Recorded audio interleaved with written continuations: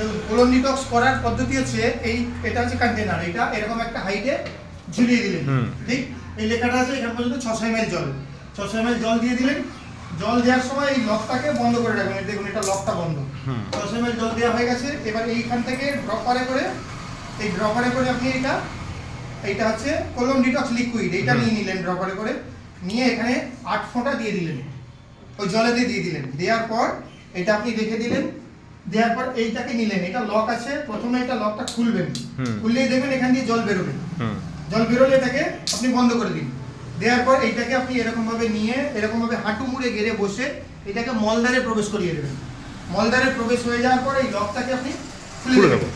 খুলে দিলেই দেখবেন এই জলটা 30 সেকেন্ডের মধ্যে টোটাল আপনার অ্যানালে বা কোলনের ভেতরে প্রবেশ করে গেছে। যখন প্রবেশ করে গেল আপনি বুঝতে পারবেন এটা খালি হয়ে গেছে, এখানে একটা আওয়াজ আসবে, তখন এইটাকে মলদ্বার থেকে বের করে দিন, করে এইটাকে রেখে দিয়ে এটাকে ভালো করে পরিষ্কার করে ধুয়ে রেখে দিন। সেই 2-3 মিনিটের ডিউরেশনে আপনার পেটের ভেতরে জলটা রয়েছে, ঠিক আছে। 2-3 মিনিট 4 মিনিট পর দেখবেন একটা বেগ আসবে, এটা করবেন পায়খানা করার পর। যখনই বেগটা এলো তখনই আপনি আবার কোলনের ওই কন্টেনারে বসলেন, কমোডে বসলেন, ঠিক আছে। যখনই আপনি বসবেন পায়খানা করার দ্বারে, পায়খানা দেখবেন আপনি আবার এক্সট্রা করে ওই জলের সাথে নতুন মল বা কুচো কুচো মল, আপনার জেলির মতো থকথকে কিছু পদার্থ যেগুলো কোলনের মধ্যে জমা ছিল সেগুলো রিটার্ন আবার আসছে। এটা কন্টিনিউ 10 থেকে 15 দিন করে যাবে, ঠিক আছে। এটা করলে আপনার অর্ধেক রোগ এখান থেকে সুস্থ, ঠিক আছে।